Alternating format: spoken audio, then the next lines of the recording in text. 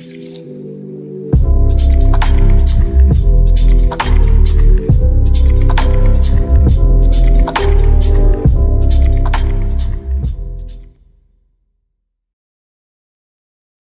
bienvenidos a un nuevo video. Mi nombre es Diego, pero me pueden decir Yello. Y en esta ocasión, en este video, les voy a hablar sobre los antecedentes del constitucionalismo moderno. Lo que conocemos hoy en día como una constitución, como en general en todo el mundo, las constituciones no serían lo que serían ni se entenderían cómo se entenderían si no es por todos los eventos históricos que vamos a analizar en este video. Indicaciones para que puedan ver y aprender con este video. Las láminas que hice tienen mucha información porque los antecedentes pues implican historia. Para efectos de que el video no dure una hora y para que también pues ustedes puedan tener una una buena experiencia, una buena interacción con estos videos y pues que aprendan, este, puse mucha información en las láminas. Digo, no mucho, tampoco las atiborré, pero sí tienen bastante información las láminas. Yo no la, si se dan cuenta, pocas veces la leo. Yo no la voy a leer porque si no me va a tardar años. Se los voy a ir contando, se los voy a ir explicando y si en un punto ustedes quieren leerla completa con calma, con detenimiento, tomar un apunte o algo, tomarle screenshot, lo que sea, pueden hacerlo. Pónganle pausa al video y ya. Después siguen escuchando mis tonterías, pero lo especifico porque van a ver que son varias diapositivas, pero no las voy a ir pasando lento, porque pues si no el video duraría una hora y pues tampoco ese es el objetivo, ¿no? El chiste es que ustedes puedan ver un tema medio rápido y pues que se les quede algo, ¿no? Cabe mencionar que esto les va a servir por si estudian derecho para teoría de la Constitución, derecho constitucional, teoría del Estado, derechos humanos incluso, en fin. Entonces vamos a ver cuáles son estos antecedentes. Para empezar, nuestro primer antecedente, no sé por qué ahí dice número 3, yo le había puesto uno. El primero tenemos a la Carta Magna de Juan Sin Tierra, del año 1215. ¿Quién es este sujeto? Bueno, para empezar, este sujeto poco agraciado, él era el rey Juan, Juan I de Inglaterra. Inglaterra antes era solo un reino, no era el Reino Unido, solo era el reino de Inglaterra. Y Juan I era el rey, pero resulta que era un rey bastante malo, era muy despótico, era básicamente un tirano, hacía lo que quería cuando se le daba la gana, no respetaba a nadie, y pues básicamente era el típico rey absolutista de esta época de la Edad Media. Pero pues un día se le ocurre, pues tuvo un problema bastante fuerte, que fue una guerra con Francia. Francia también era un reino, y ante esta guerra con Francia perdió bastante territorio, lo que lo llevó a ser conocido como Juan Sin Tierra, porque pues perdió bastante territorio. Y pues para poder compensar esto y para poder lograr tener una estabilidad de su reino, se le hizo muy buena idea subir impuestos. Y esto va como un consejo para los que planean dedicarse a andar en rollos políticos. Nunca se metan con el dinero de la gente, porque pues cuando ustedes tocan el dinero, la gente se alebresta. El punto es que pues a Juan se le hizo muy buena idea que para poder financiar su reino, recuperarse y poder solventar el conflicto o solventar el tiempo post conflicto con Francia, había que subir impuestos.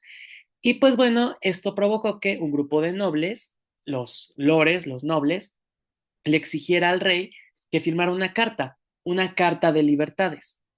En esa carta de libertades, pues los nobles le exigían al rey pues que se abstuviera de estar pasándose de listo, de que respetara ciertas cuestiones mínimas de ellos como nobles, como su libertad, sus propiedades, las cuestiones de contribuciones.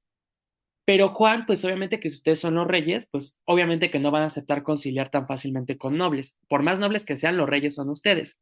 Entonces Juan primero tuvo la idea de celebrar una conciliación entre él y los nobles, cuyo intermediario, cuyo mediador sería el Papa Inocencio III, pero pues los nobles dijeron, ¿qué crees que nosotros no venimos a negociar? Entonces los nobles, los varones, se organizaron en una manera ya militar, ya tomaron las armas y obligaron a el rey a básicamente aceptar sus pretensiones, amenazándolo de que si pues no lo hacían, se iban a romper sus lazos feudales con él. Y pues tú podrás ser el rey, pero pues si no tienes reino, pues eres reino de nadie, ¿no? Entonces, el rey vuelve a aceptar, vuelve a poner esta idea de que pues se haga una negociación. Los rebeldes esta vez aceptan, esta vez deciden aceptar, y pues se logra un acuerdo en el cual el rey firma lo que conocemos como la Carta Magna. Obviamente, pues que lo firmó más que a regañadientes, porque pues los varones lo estaban amenazando, y por más mediación que hubo y todo, la realidad es que el que más la tenía de perder era el rey.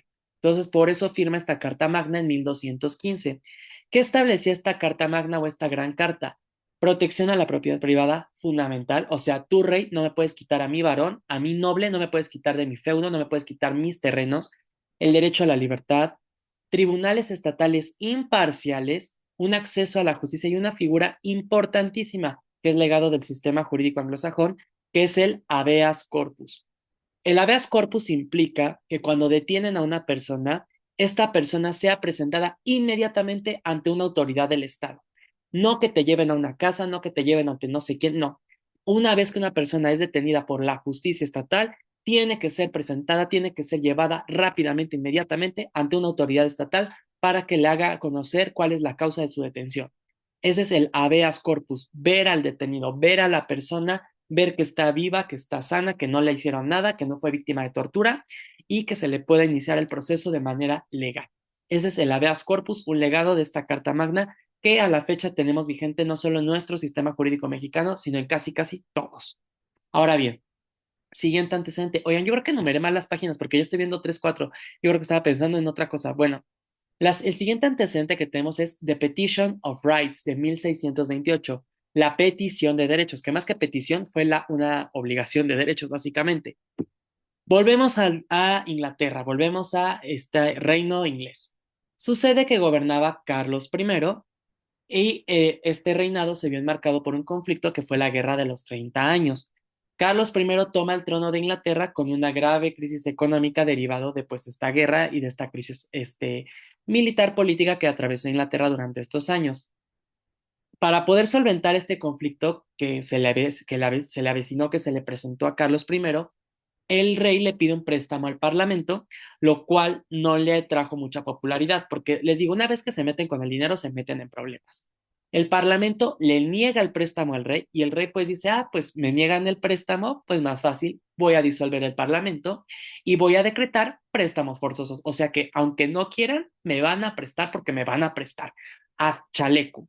Entonces, y además vean esto, bajo pena de cárcel a quien no prestara el dinero. Entonces, el parlamento pues obviamente que se enojó y lo que le sigue, porque dijeron, a ver, este tipejo, todavía de que nos quiere pedir dinero y de que todavía de que ya le dijimos que no, nos disuelve y además nos obliga, bajo pena de cárcel de que no lo haga, de prestarle el dinero. O sea, este tipo es un autócrata de lo peor. Entonces, el Parlamento se organizó y generó un documento conocido como las resoluciones, en donde le plantearon al rey ciertos límites bajo la figura de derechos en favor de los miembros del Parlamento. El rey leyó las resoluciones y dijo, ¿saben qué? Sus resoluciones me hacen lo que el viento a Juárez. Los que no son de México, decir lo que me hace el viento, decir la frase lo que me hace lo que el viento a Juárez, quiere decir, me vale gorro, no me importa, me vale, ya saben qué, ¿no? Entonces el rey rechaza las resoluciones y a cambio ofrece aprobar una declaración confirmada por el Parlamento y otros 6 estatutos relacionados con libertades. Es decir, el rey dice, ¿saben qué? Yo no voy a firmar eso, pero tampoco soy un loco. O sea, también sé que ustedes tienen un peso, sé que pueden obligarme, entonces yo les propongo que mejor yo firme una declaración y ojo, aquí está el tema del asunto. ¿Por qué no firmó el rey unas resoluciones, pero sí una declaración? Porque unas resoluciones implicaría ser un documento jurídico obligatorio, implicaría ser un compromiso, pero una declaración es una mera expresión. O sea, una declaración es como esas promesas que te hace tu ex que nunca se cumplen, o esas promesas que le hacen a usted, señora, a su marido y que nunca le va a cumplir. Las declaraciones se las lleva el viento, básicamente. Entonces, por eso aceptó a eso. La Cámara de los Comunes en un principio no quería, por esta razón, precisamente dijeron, o sea, una declaración, pues es palabras al viento. Pero finalmente un señor llamado Sir Edward Coke planteó que ambas cámaras unieran esfuerzos y aprobaran otras 4 resoluciones, pero bajo la figura de una petición de derechos. El Parlamento aprueba esta petición de derechos. El rey decidió que los comunes ya no pudieran hablar en el Parlamento porque se dio cuenta que los que estaban moviendo las aguas, los que estaban armándole un relajo, eran los comunes. Pero en los comunes, antes de que el rey se quisiera salir con la suya, hicieron, junto con los lores, que son las cámaras del Parlamento inglés, el Parlamento en su conjunto, hizo que el rey aceptara esta petición de derechos sí o sí, el 7 de junio de 1628. O sea, el Parlamento ganó, se le impuso al rey y dijo, aunque nos quieras silenciar, aunque nos hagas lo que hagas, fírmanos esto, punto. ¿Qué establecía The Petition of Rights de 1628? La prohibición del rey de obligar a entregar préstamos, obviamente, o cobrar impuestos sin el consentimiento de los miembros de la iglesia, estableció que ningún hombre libre podía ser arrestado ni desterrado a menos que cumpliese un juicio legal. Esto está todavía en nuestra Constitución. Nadie puede ser sometido a una pena salvo que ya haya seguido un proceso legal debido con todas las formalidades esenciales en el que se le compruebe que cometió un delito. No hay pena sin un delito y no hay delito sin ley. Otra cuestión que se establecía, nadie podía ser expulsado de sus tierras sin haber tenido antes la oportunidad de declarar bajo un proceso legal. Esto todavía lo tenemos. Ya he hablado en el canal sobre la expropiación. Hoy en día el Estado no te puede quitar un bien, no te puede expropiar algo antes de seguir un proceso en el cual tú puedas decir lo que a tu derecho te conviene. Y finalmente esta petición de derechos establecía la prohibición de alojar en determinadas tierras compañías de soldados o marineros en contra de la voluntad del propietario. Tu rey no me podías obligar a mí a meter a tu ejército en mi tierra, a menos que yo dijera, sí, mételo. Si yo te decía, rey, tú no puedes meter a tu ejército en mis tierras, no lo podías meter. Este es The Petition of Rights de 1628. Siguiente documento, siguiente antecedente, The Bill of Rights de 1689. No confundan. Una es The Petition of Rights de 1628 y otra es The Bill of Rights de 1689. La otra era la Petición de Derechos de 1628. Esta es la Carta de Derechos de 1689. ¿Qué contexto tenemos acá? Volvemos a Inglaterra. Inglaterra nos encanta, ya saben. Gobernaba un rey, Jacobo II, que Jacobo II tenía un pequeño detalle que no le agradaba a los ingleses. Era católico. Los ingleses ya desde hace mucho tiempo habían roto con la iglesia católica, tenían la iglesia anglicana bajo la doctrina un poquito protestante. Entonces Jacobo II era un rey católico y por eso como que todos lo veían como de, oh, no nos gusta. Y pues bueno, él vivió esta etapa de enfrentamiento entre católicos y protestantes y esto hizo que al final del día los nobles no lo quisieran, dijeron, ¿sabes qué? Yo no lo quiero. Y lo quitaron, lo movieron del trono los nobles y pusieron en su lugar a su yerno, a Guillermo de Orange, un príncipe holandés. Y bueno, en 1689 Guillermo es coronado el rey de Inglaterra, pero le piden que firme una carta de derechos. Es decir, le dicen, ¿sabes qué, Guillermo? Los nobles dijeron a Guillermo, ¿sabes qué, Guille? Vamos a quitar a este inútil, tú vas a ser el rey, pero a cambio de que te hagamos el rey, tú nos firmas esta carta de derechos, The Bill of Rights. Guillermo dice, pues no pierdo nada, yo voy a ser el rey. Y firma esta carta de derechos. ¿Qué contiene esta carta de derechos? Contiene que el rey no puede crear o eliminar leyes o impuestos sin la aprobación del Parlamento. Esto sigue vigente. Hoy en día, por ejemplo, en México, no hay impuestos a menos que sean aprobados por el Congreso de la Unión. No los pone nadie más que no sea el Congreso de la Unión y sobre todo la Cámara de Diputados. Siguiente previsión. El rey no puede cobrar dinero para su uso personal sin la aprobación del Parlamento. Se estableció que era ilegal reclutar y mantener un ejército en tiempos de paz sin la aprobación del Parlamento. Se estableció que habría que tener para elegir al Parlamento elecciones libres y así es como se conformaría el Parlamento, mediante elecciones libres. Y además se estableció la obligación del Parlamento de reunirse con frecuencia. O sea, tenía que haber chamba legislativa. Siguiente antecedente, ya un poquito más cercano, y ahora nos cambiamos de país, por fin ya nos deshicimos de Inglaterra, ahora nos vamos a unas colonias de Inglaterra, que hoy en día es un estado, que son los Estados Unidos de América. Ustedes sabrán que el Reino Unido en América del Norte tenía 13 colonias, y pues bueno, estas colonias eran chistosas porque pues contribuían al gasto inglés, contribuían a la corona inglesa, pero pequeño detalle, no tenían representación en el Parlamento. O sea, sí les pedían que se mocharan, pero no les tomaban en cuenta para tomar decisiones, ni siquiera su voz, nada. Pues bueno, tras la guerra de los 7 años entre Inglaterra y Francia, Inglaterra empezó a emitir varias leyes con la finalidad de cobrar más impuestos, y esto lo hizo con sus colonias, sobre todo con dos importantes. La ley del timbre de 1765, pero la que fue más grave, la ley del té de 1773. O sea, el té era algo valioso, o sea, el té para los estadounidenses era lo que para nosotros los mexicanos la tortilla, básicamente. Pues se le ponen impuestos, obviamente que esto trae descontento, los colonos se manifiestan y dicen, ¿sabes qué? Estos tipos ni nos dan representación, nos cobran impuestos y además ya nos van a cobrar más impuestos. Ya no quiero seguir con este. O sea, los estadounidenses fueron sanos. A la primera, no se esperaron nada de que otra oportunidad, nada. A la primera que se las hicieron, dijeron, hay que independizarnos. En 1774 convocan a un primer Congreso de Filadelfia en donde discuten esta posibilidad de independencia Un año después, en 1775, convocan a un segundo congreso en Filadelfia, en donde finalmente deciden declararle la guerra a la corona británica, y finalmente el 4 de julio de 1776 se lleva a cabo el tercer congreso continental y se declara la independencia de las 13 colonias. Se declara la independencia de lo que llamarían ellos los Estados Unidos de América. El día que se festeja, feliz 4 de julio, todos fuegos artificiales, en fin, todo esto, ¿no? ¿Qué establece esta Declaración de Independencia y por qué es tan relevante para nuestro constitucionalismo? Consagra por primera vez el derecho a la vida, a la libertad y a la búsqueda de la felicidad. Se establece también el derecho a la revolución de los ciudadanos. Esto está presente incluso en nuestra Constitución. Nosotros tenemos el derecho de modificar nuestra forma de gobierno y esto está reconocido en la Declaración de Independencia de los Estados Unidos de América. Obviamente se declara esta independencia y finalmente se establecen estados libres y soberanos conformados mediante un pacto para cuestiones de comercio, militares, para ser independientes, y esto daría pauta al nacimiento de los Estados Unidos de América y el nacimiento del Estado federal, el nacimiento de lo que llamamos el federalismo. Ahora bien, para 1781, tras años de guerra, estos tres estados forman una confederación que al principio nace era una alianza militar. Para 1783, cuando se firman los tratados de París, ya Inglaterra reconoce la independencia de los Estados Unidos y tras muchos años de debate y tras muchas cuestiones locales que se dieron, en 1787 la convención aprueba la Constitución de los Estados Unidos de América. Esta Constitución de los Estados Unidos de América tiene 7 artículos y yo me atrevería a decir sin temor a equivocarme que es la primer constitución que conocemos en los estados modernos. Es la primer constitución que podríamos analizar y estudiar. Este es el antecedente del todo el constitucionalismo moderno. Esta constitución tiene 7 artículos, 27 enmiendas actualmente. Se establece la división del poder en tres: un ejecutivo, un legislativo, un judicial. Se establecen elecciones democráticas, se establece el nacimiento del Estado federal y se establece básicamente las bases de un sistema, de una república federal.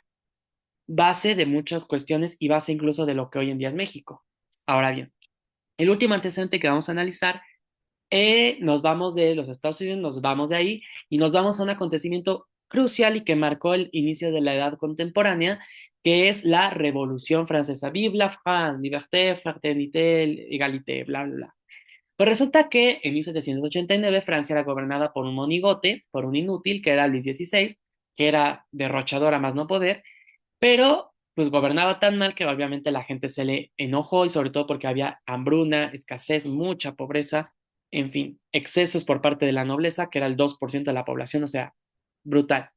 Luis XVI accede a que se convoque a los estados generales, una asamblea en donde tenían participación todos los estratos sociales, la realeza, el clero y el pueblo llano, pero el pueblo llano, que era el tercer estado, digamos, se dio cuenta que esta asamblea general solo respondía a los intereses del rey. Entonces dijeron, ¿sabes qué, rey? A mí no me vas a ver la cara.